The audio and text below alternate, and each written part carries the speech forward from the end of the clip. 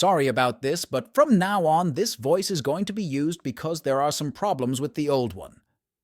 I hope you guys can understand this. Let's start. A Guardian's essence comes with a default passive skill, which you won't get from a normal vampire essence, as well as all the possible active skills. Now, I just want to see Bjorn sucking others' blood. Now that Bjorn has the undead or immortal seal he got from the barbarian Saman, as well as the Guardian's essence, he is basically set on regeneration skills. He played this game for a decade now, but this is the fastest he has ever been able to grow. Now Bjorn's work is done for today, so he starts going from there. Then Raven stopped him and asked him about the stuff he shoved in that vampire's mouth. She said that she sensed divine power. She means the goddess's tears, but Bjorn can't tell her that. So he puts his finger in his nose to look stupid and says that she must have imagined it because it was rather chaotic. She says that she saw that with her own 2 eyes. Bjorn says that he is hungry. He has to go. Then Bjorn activated Barbarian Run mode and ran away from there. Raven just left screaming. She got very angry when he ran away. She understands that he is hiding something from her, and she decided that she will find out.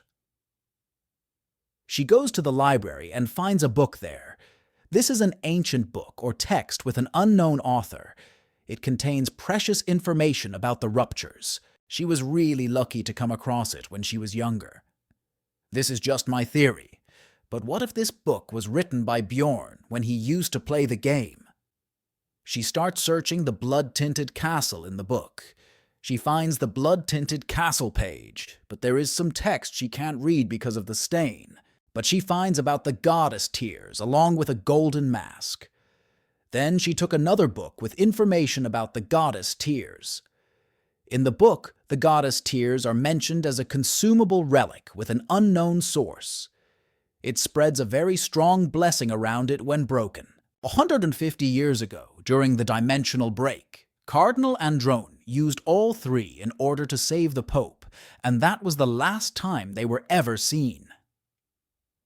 Raven was very surprised after reading the book. She thought about how could a barbarian that just reached adult age know the hidden location of the goddess tears, and how he was able to use it. She got suspicious about Bjorn. The golden mask is an item you can obtain if you fulfill several conditions after defeating the boss of the blood-tinted castle. It lets you change the user's face however you want for a month. It has 5 uses total. Well, Bjorn might have survived the extinction because he will only die if his heart is damaged. Then that means even if his head is chopped, he might grow it back. I just want to see how. Then he can hide his face with the mask. But I think it was also taken by them. When he was just playing the game, he wasn't really interested in customizing his character, so he just sold it for 500,000 stones. This is the value he considered when distributing the loot with Einar. Now that this is reality, and he was imprisoned before too for something he didn't do, so if he ever has to turn back on the city, he will keep it for now. In some bar, Irwin's sister was eating while others are talking about the crystal union that has broken up. Everyone was in shock that a perfectly fine clan ended up in ashes overnight. Crystal Union is an explorer clan that grew explosively in the last 10 years. They created a wide-range communication system through the use of many message stones and provided the first-floor explorers with all kinds of conveniences. Then other explorers started criticizing them.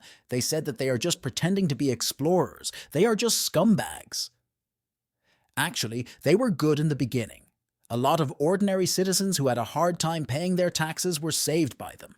But as they grew bigger, they changed. They discriminated against outsiders and committed crimes against beginners habitually.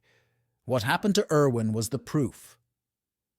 She doesn't want to admit it, but if it weren't for Bjorn, unspeakable things would have happened. She was thinking that she should do something about them, but now she won't even need to anymore. Then a guy asked another about the reason they are broken up. Then another one said that he might not have heard the news. It was the Barbarian of Freedom. Irwin's sister thought that it was also done by a barbarian, coincidentally enough. Then they talk about the whole incident, and people are saying that the new law to find plunderers isn't going to be enforced either because the incident became too big. And what's more surprising for them is that the barbarian is just a 9th rank explorer who barely went through his coming-of-age ceremony. After hearing that, Irwin's sister stops. She thinks that it would be too big of a coincidence.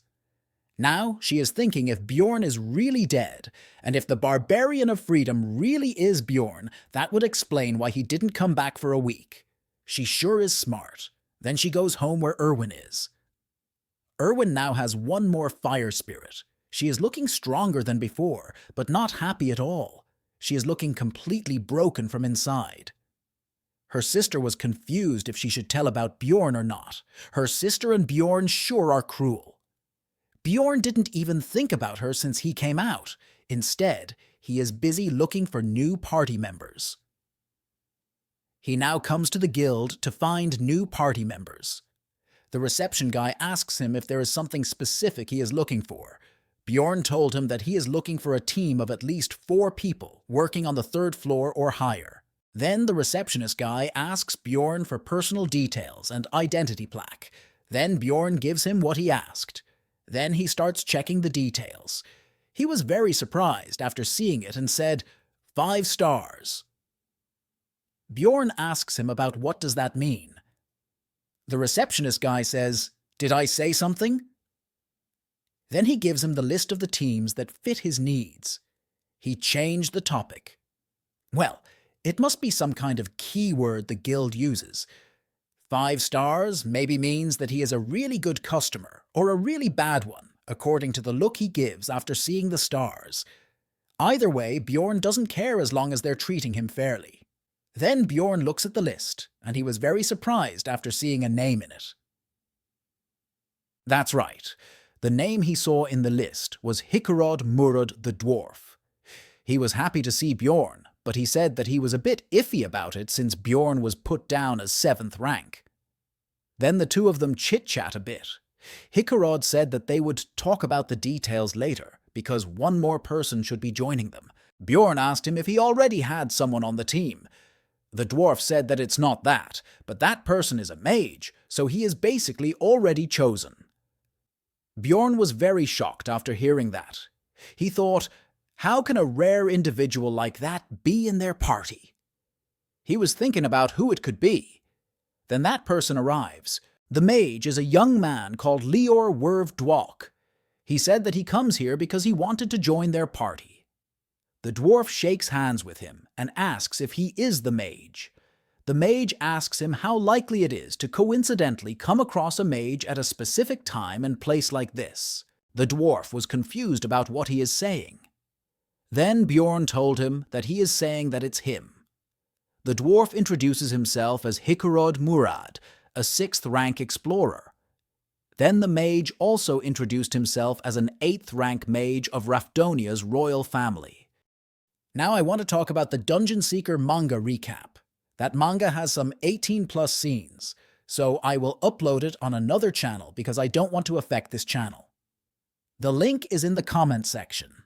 I hope you guys will enjoy that one too.